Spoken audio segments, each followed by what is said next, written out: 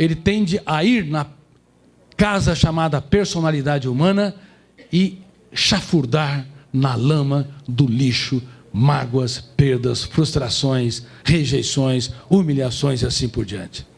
Então eu te pergunto, por que estamos adoecendo rápido e coletivamente? Por que estamos diante da geração mais triste de todos os tempos? No meu livro, O Homem Mais Inteligente da História, eu abro esse livro, causando impacto aqui, e não apenas aqui, em muitos países, falando da era dos mendigos emocionais. Nunca nós tivemos tantas pessoas morando em belos apartamentos, em casas de condomínios, inclusive em palácios, mas mendigando o pão da alegria, não conseguindo fazer das pequenas coisas um espetáculo aos olhos, precisando de muitos estímulos para ter migalhas de prazer. Tenha certeza, se você precisa de reconhecimento, se você precisa de aplausos excessivos, de retorno intenso, você pode ter êxito intelectual, ter tido êxito financeiro, êxito social, mas você falhou dramaticamente no território da emoção. Você não consegue fazer da vida um espetáculo único e imperdível. Por isso, todas as celebridades que eu faço gestão da emoção, seja no Brasil ou número 1 do mundo, fora do país,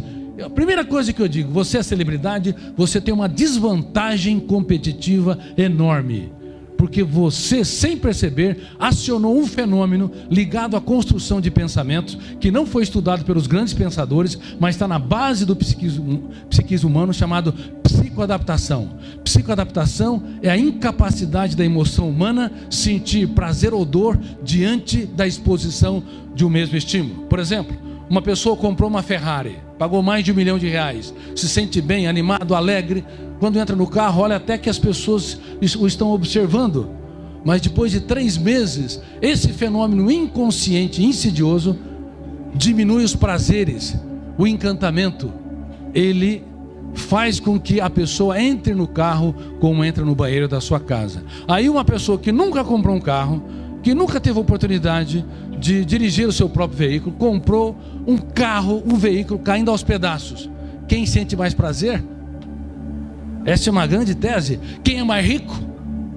O que tem a Ferrari ou aquele que não se psicoadaptou ainda e sente que teve êxito porque comprou o seu primeiro veículo? A emoção, senhoras e senhores, nós não sabíamos disso. A emoção é democrática. Ter não é ser. Quem tem $1 bilhão não é 1 milhão de vezes mais rico do que quem tem $1.000. Depende da capacidade do eu, que representa a consciência crítica, a capacidade de escolha, a autonomia, a identidade básica de fazer muito do pouco.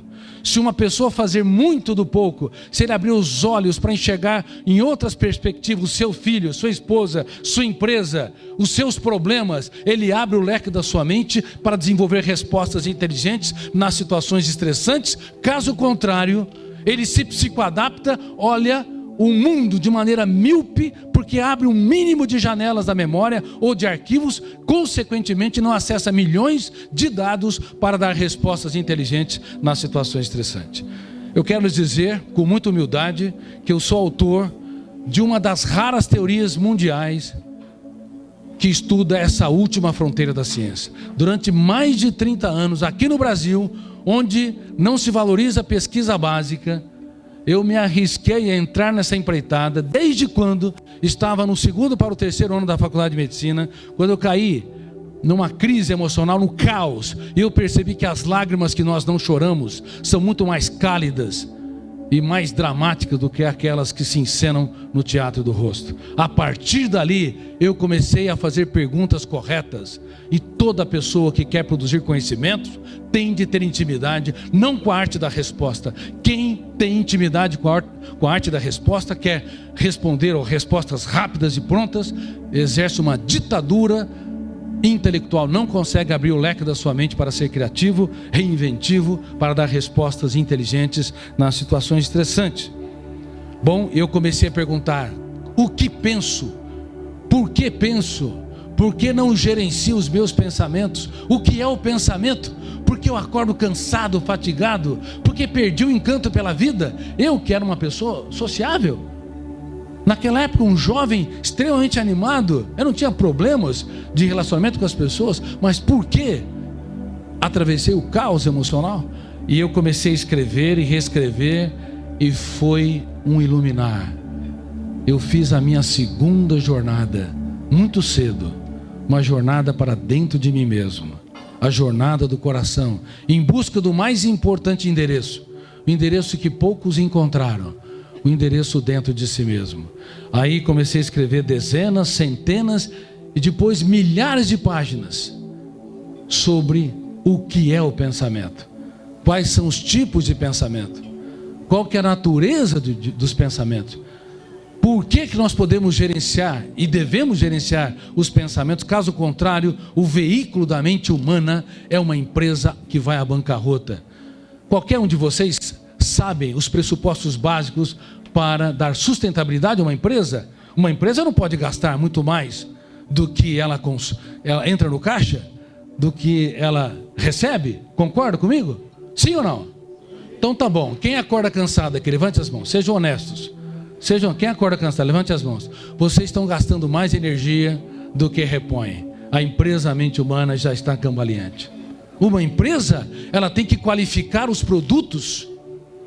Ela não pode oferecer para o mercado qualquer tipo de produto, porque cedo ou tarde ela perde a confiabilidade, ela cai no descrédito, no teatro social. Agora eu te pergunto, quem é que gosta de ir em velório aqui? Levante as mãos. Ninguém gosta de ir em velório. Se formos, vamos às lágrimas. Claro, algumas pessoas gostam porque elas relaxam nos velórios, percebem as loucuras que elas estão fazendo no seu dia a dia, diante de uma existência dramaticamente breve para se viver e tremendamente longa para se errar. Agora eu te pergunto, quem é que sofre por antecipação?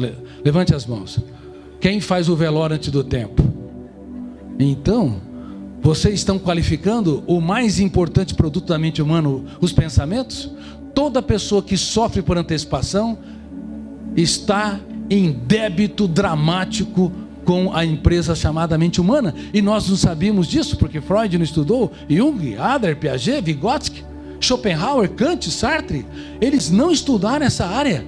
Deixe a sua mente livre, sem nenhuma gestão, que você vai acordar cansado, você vai sofrer por antecipação e você também corre o risco sério de ruminar perdas, mágoas e frustrações. Eu nem vou perguntar aqui quem rumina o passado, porque muitos aqui são reféns do que já aconteceu.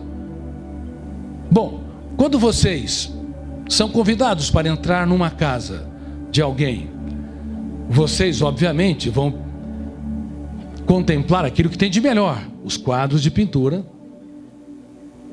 vão contemplar os móveis, se há um jardim, as flores. Alguém aqui teria coragem de entrar no banheiro e enfiar a cabeça na lata do lixo? Ou na cozinha, enfiar a cabeça na lata do lixo? Teriam coragem? Mas o Homo sapiens, que não conheceu e não estudou a última fronteira da ciência, cujo eu é um péssimo piloto da aeronave mental, ele tende a ir na casa chamada personalidade humana e chafurdar na lama do lixo mágoas, perdas, frustrações, rejeições, humilhações e assim por diante. Então eu te pergunto, por que estamos adoecendo rápido e coletivamente? Por que estamos diante da geração mais triste de todos os tempos? Porque nós não trabalhamos as habilidades mais importantes para o eu ser gestor da mente humana.